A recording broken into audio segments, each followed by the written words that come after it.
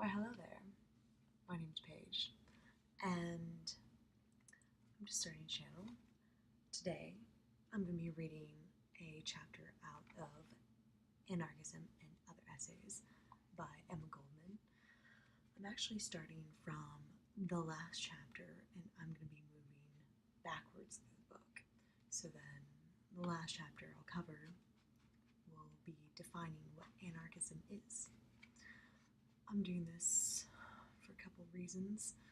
I like to read books out of order sometimes, but this chapter in particular is on marriage and love, and something about it has always fascinated me.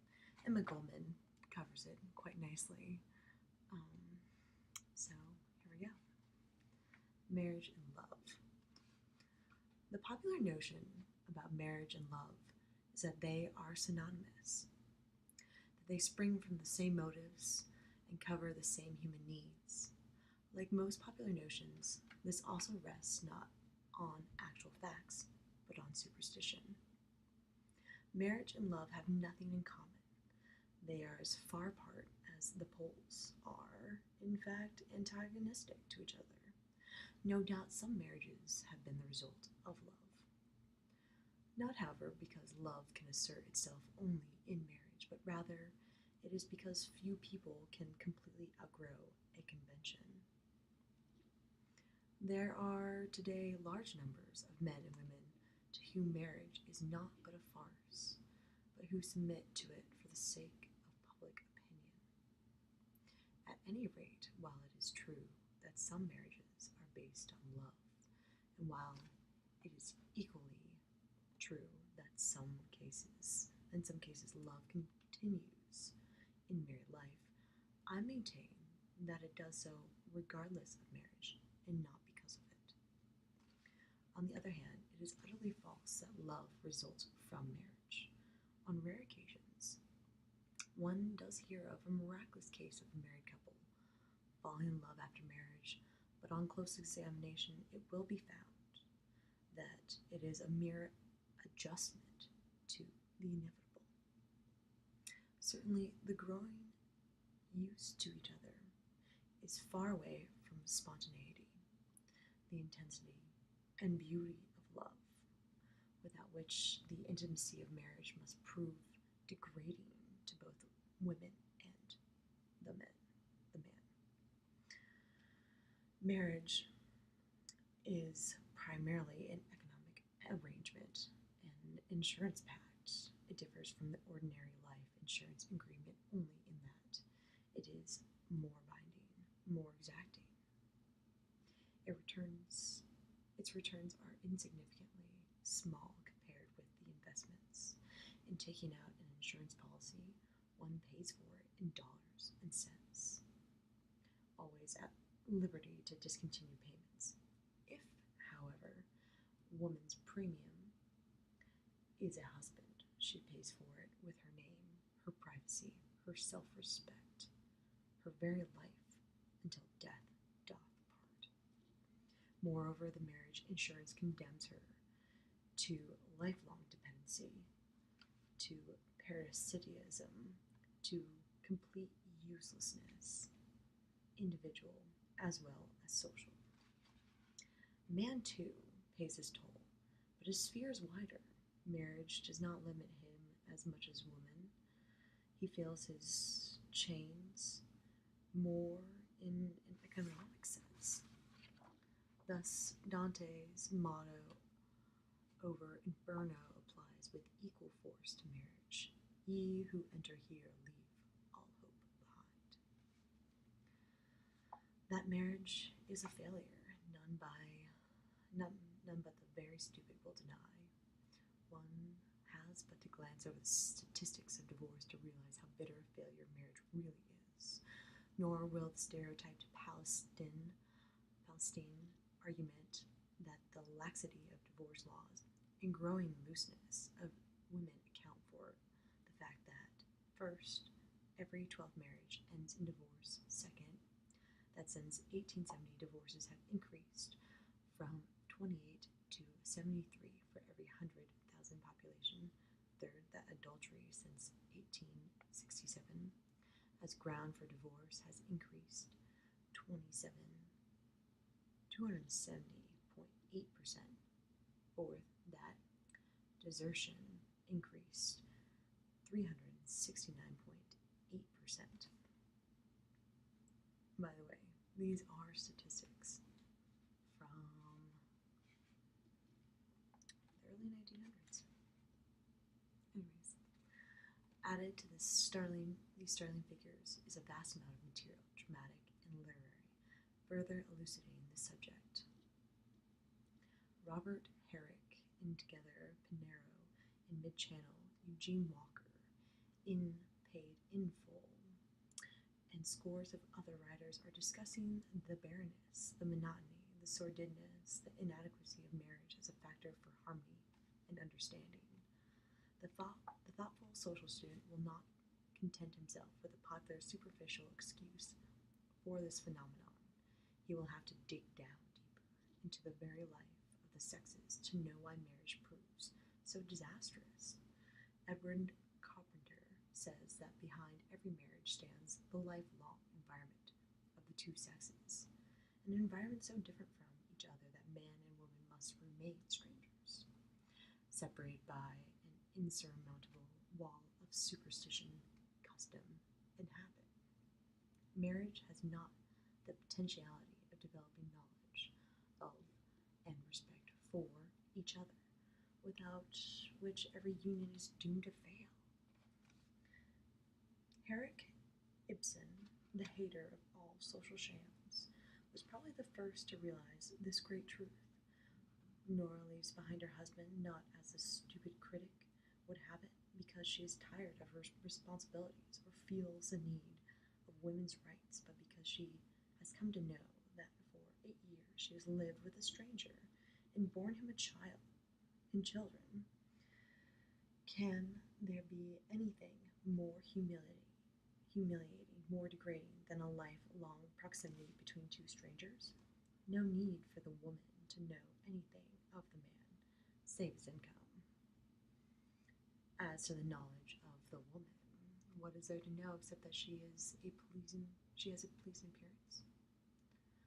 We have not yet outgrown the theologic myth that woman has no soul, that she is a mere appendix of man, made out of his rib just for the convenience of the gentleman who was so strong that he was afraid of his own shadow.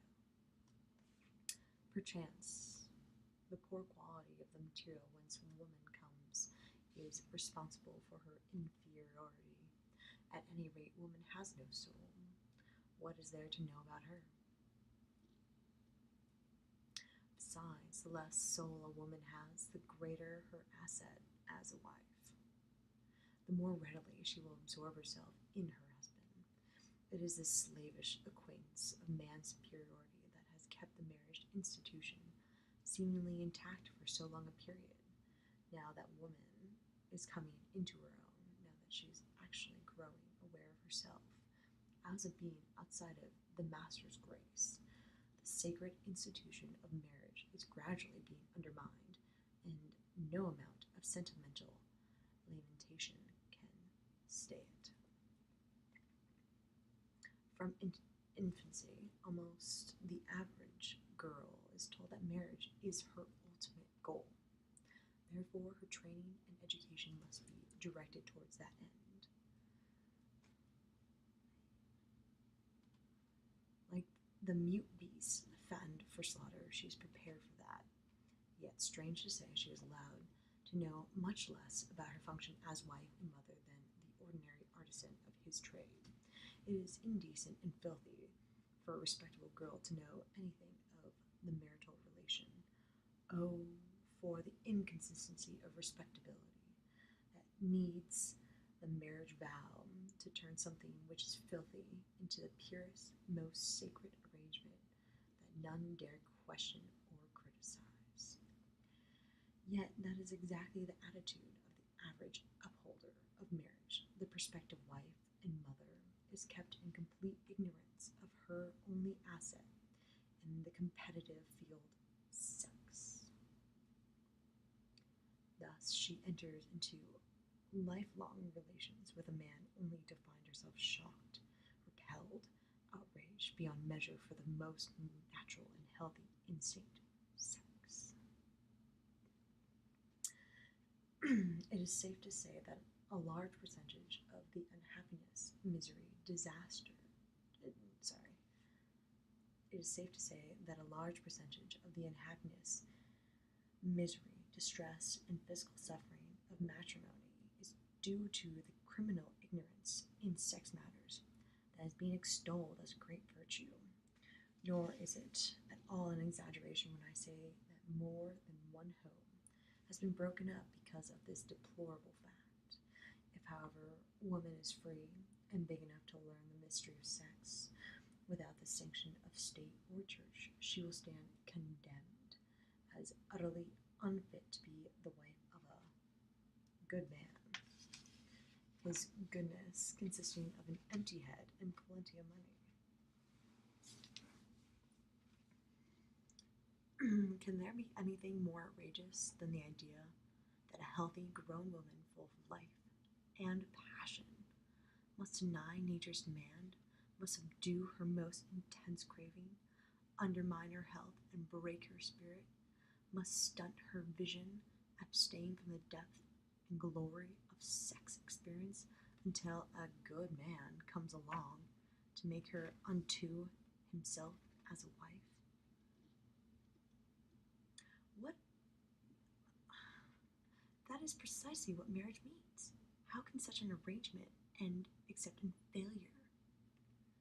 This is one, though not the least important, fact of marriage, which differentiates from love.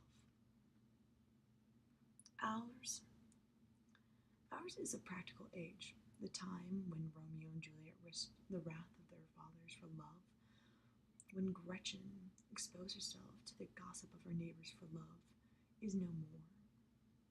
If on rare occasions young people allow themselves the luxury of romance, they are taken in care by the elders, drilled and pounded until they became sensible.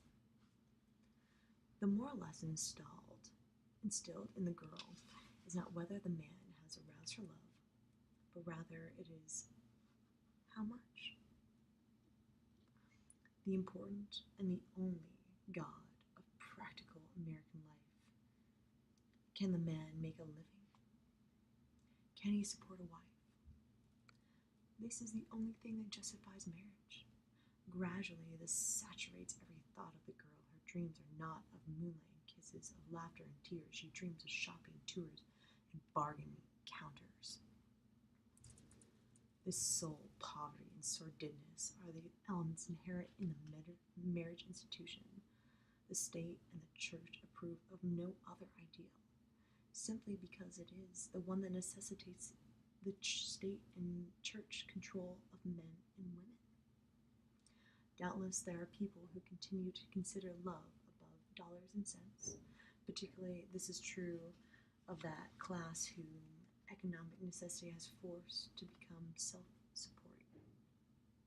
The tremendous change in women's position wrought by that mighty factor is indeed phenomenal when we reflect that is but a short time since she has earned the industrial arena. 6 million women, wage earners, 6 million women who have the equal right with men to be exploited, to be robbed, to go on strike, aye, to starve even. Anything more, my lord? Yes, 6 million age workers in every walk of life, from the highest brain work to the most difficult menial labor in the mines and on the railroad tracks. Yes, even detectives and policemen. Surely the emancipation is complete. Yet with all that, but a very small number of the vast army of women, wage workers, looked upon work as a permanent issue, in the same light as does man.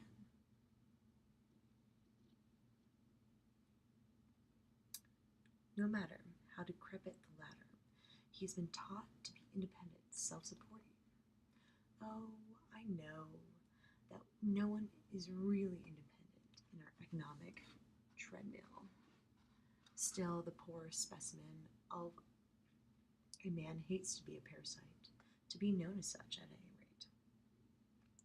The woman considers her position as worker transitory, to be thrown away, to be thrown aside for the first bidder. This is why it is indefinitely harder to organize women than men. Why should I join a union? I'm gonna get married and to have a home. Has she not been taught from infancy to look upon that as her ultimate calling? She learned soon enough that the home, though not so large a prison as the factory, has more solid doors and bars. It is a keeper so faithful that naught can escape him.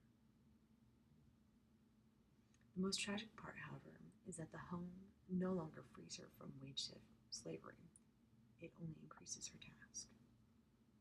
According to the latest statistics submitted before a committee on labor and wages, the congestion of population, 10% of the wage workers in New York City alone are married, yet they must continue to work at the most poorly paid labor in the world. Add to this horrible aspect of drudgery of housework that remains of the protection and glory of the home. As a matter of fact, even the middle-class girl in marriage cannot speak of her home, since it is the man who creates her sphere. It is not important whether the husband is a brute or a darling. What I wish to prove is that marriage guarantees women a home only by the grace of her husband. There she moves about in his home year after year until her aspect of life and human affairs become a flat, narrow, and drab as her surroundings. Small wonder if she becomes a nag, petty, quarrelsome, gossipy, unbearable, thus driving the man from the house. She could not go if she wanted to. There is no place to go. Besides a short period of married life, of complete surrender of all faculties, absolutely incapacitates the average woman from the outside world.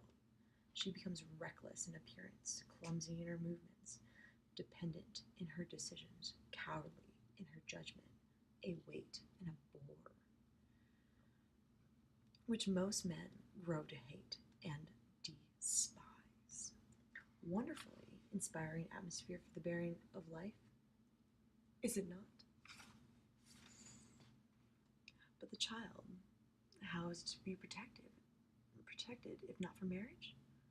After all, is not that the most important consideration? The shame, the hypocrisy of it. The marriage protecting the child, yet thousands of children destitute and homeless? Actually, nowadays it's more like millions. Marriage protecting the child, yet orphan asylums and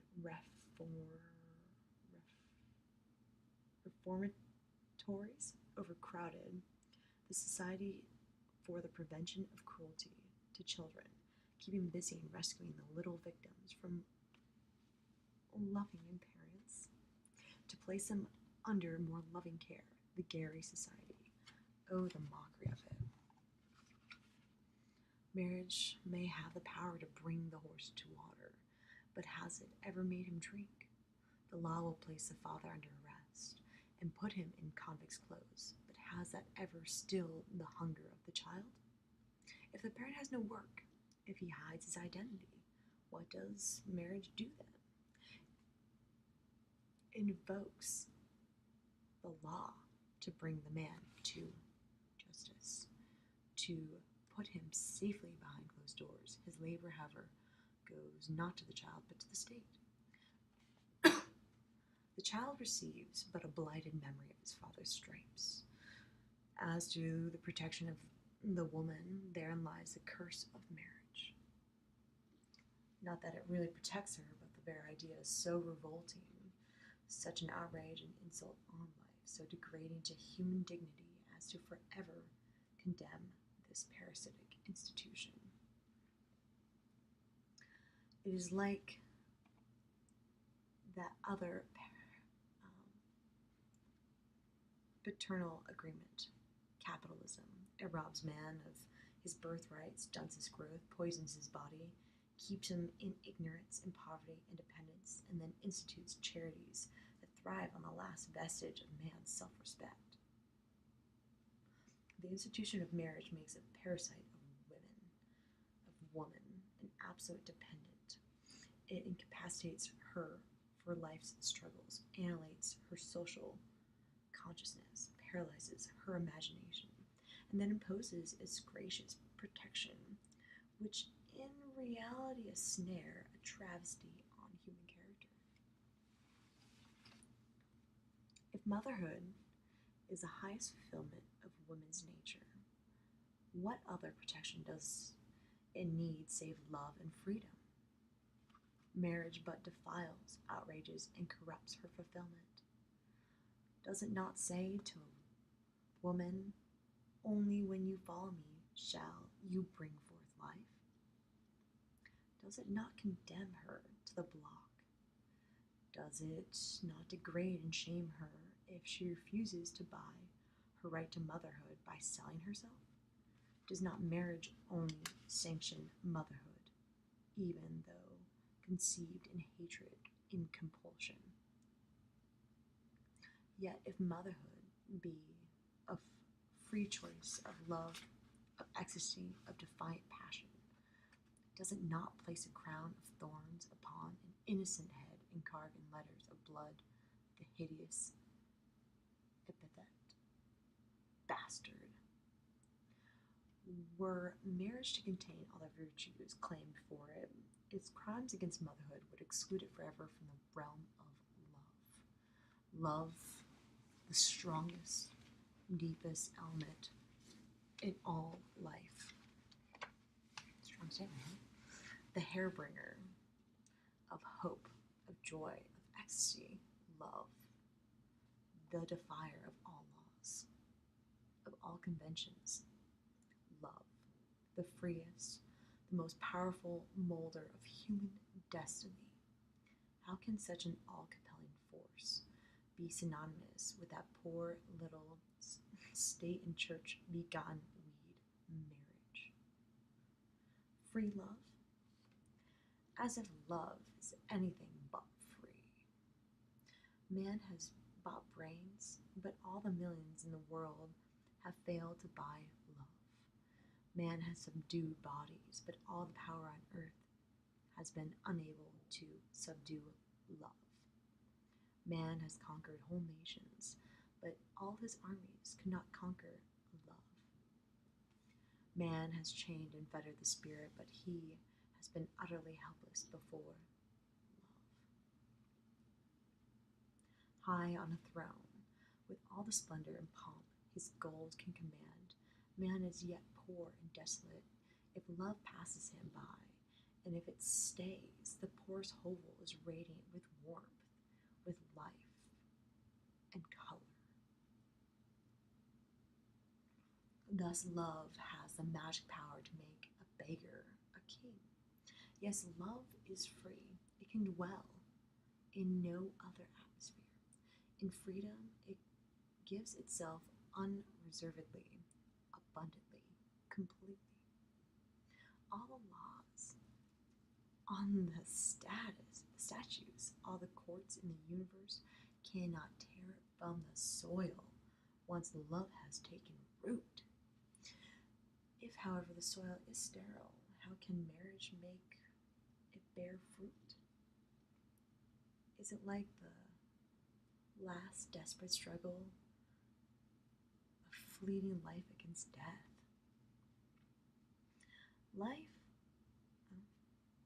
Love needs no protection. It is its own protection.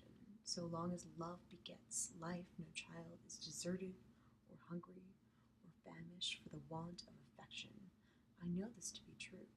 I know women who became mothers in freedom by the men they loved. Free children in wedlock enjoy the care, the protection, the devotion free motherhood is capable of bestowing. The defenders of authority dread the advent of a free motherhood, lest it will rob them of their prey. Who would fight wars? Who would create wealth? Who would make the policeman the jailer if women were to refuse the indiscriminate breeding of children? The race, shouts the king, the president, the capitalist, the priest. The race must be preserved through women, though women be degraded to a mere machine. And the marriage institution is our only safety valve against the pernicious sex awakening of woman. But in vain, these frantic efforts to maintain a state of bondage, in vain, too, the edicts of the church, the mad attacks of rulers, in vain, even the arm of the law. Woman no longer wants to be a party to the production of a race of sickly, feeble, decrepit, wretched human beings who have neither the strength nor moral courage to throw off the yoke of poverty and slavery. Instead, she desires fewer and better children, begotten and reared in love and through free choice, not by compulsion, as marriage imposes. Our pseudo-moralists have yet to learn the deep sense of responsibility toward the children that love and freedom has awakened in the breast of woman. Rather would she forgo forever the glory of motherhood than bring forth life in an atmosphere that breathes only destruction and death, kind of like our capitalist society continues to do. And if she does become a mother, it is to give to the child the deepest and best her being can yield. To grow with the child is her motto. She knows that in that matter alone, she help build true manhood and womanhood. Ibsen must have had a vision of a free mother when, with a master stroke, he portrayed Mrs. Alving. She was the ideal mother because she had outgrown marriage and all its horrors, because she had broken her chains and set her spirit free to soar until it returned a personality regenerated and strong. Alas, it was too late to rescue her life's joy, her Oswald, but not too late to realize that love and freedom is the only condition of a beautiful life. Those who, like Mrs. Alving, have paid with blood and tears for their spiritual awakening, repute marriage as an imposition, a shallow, empty mockery. They know whether love lasts but one brief span of time or for eternity, it is the only creative, inspiring, elevated basis for a new race, a new world. In our present pygmy state, love is indeed a stranger to most people, misunderstood and shunned. It rarely takes root. Or if it does, it soon withers and dies. Its delicate fiber cannot endure the stress and strain of the daily grind. Its soul is too complex to adjust itself to the slimy woof of our social fabric. It weeps and moans and suffers with those who have need of it, yet lack the capacity to rise to love's summit. Someday men and women will rise. They will reach the mountain peak. They will meet big and strong and free, ready to receive, to partake, and to bask in the golden rays of love. What fancy! What imagination! What poetic genius can foresee, even approximately, the potentialities of such a force in the life of men and women? If the world is ever to give birth to True companionship and oneness, not marriage, but love, will be present. Thanks for listening. I will see you tomorrow.